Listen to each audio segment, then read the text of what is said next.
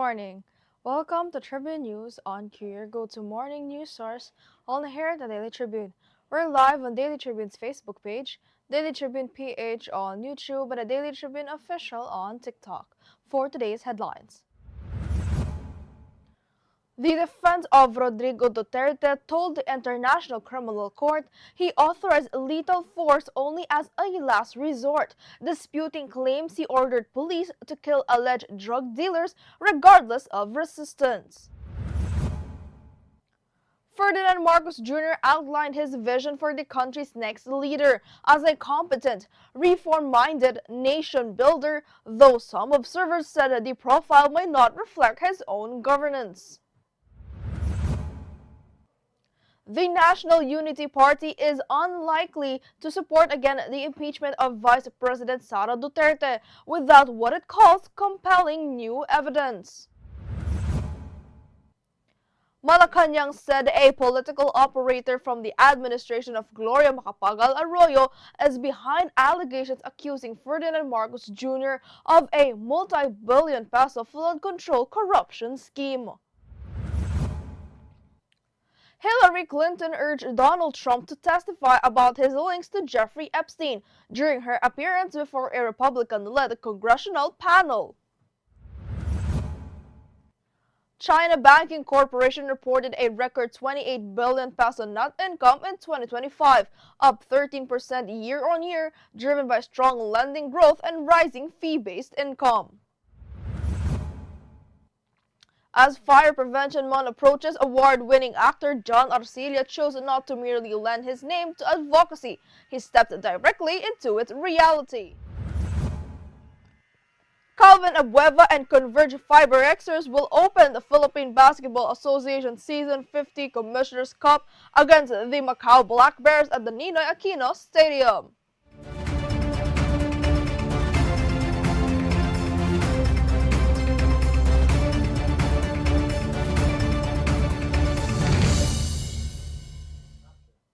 Today is the 27th of February 2026, Friday, and I'm Eliana Lacap, bringing you today's top stories. Let's kick things off with today's weather. The easterlies today will bring partly cloudy to cloudy skies with isolated rain showers or thunderstorms across the Philippines, including Metro Manila. Flash floods or landslides may occur during severe storms. As of this morning, no low-pressure areas are being monitored for tropical cyclone formation. Winds are moderate in eastern Visayas and Mindanao with moderate coastal waters, light to moderate in Luzon and light to moderate elsewhere, with slight to moderate coastal conditions. Now for a traffic update.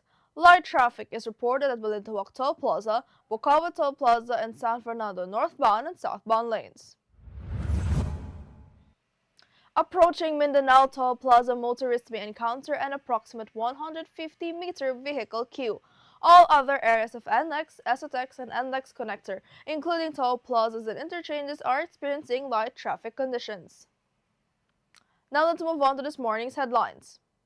The defense of former President Rodrigo Duterte told the International Criminal Court that he only authorized lethal force as a last resort, arguing prosecutors misquoted his speeches to suggest he ordered summary killings. Lead counsel Nicholas Kaufman said Duterte instructed police to shoot only when their lives were in danger and stressed there was no direct link between his words and specific deaths. He said that the case lacks a quote smoking gun. Duterte faces 3 counts of murder as crimes against humanity tied to 78 killings from 2013 to 2018.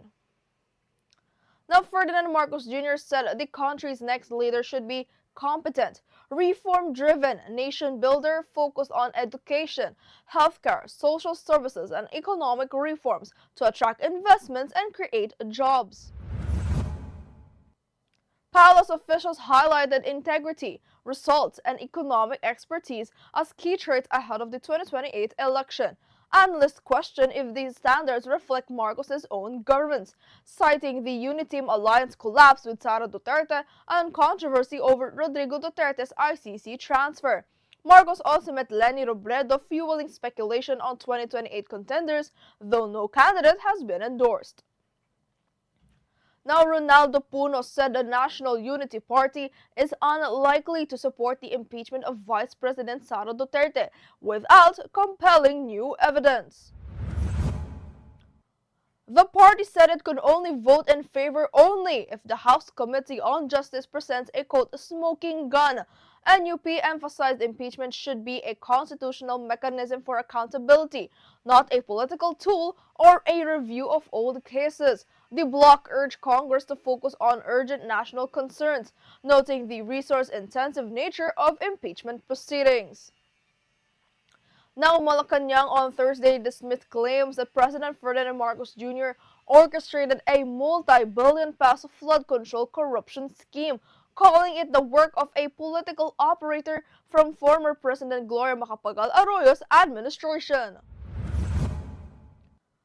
Presidential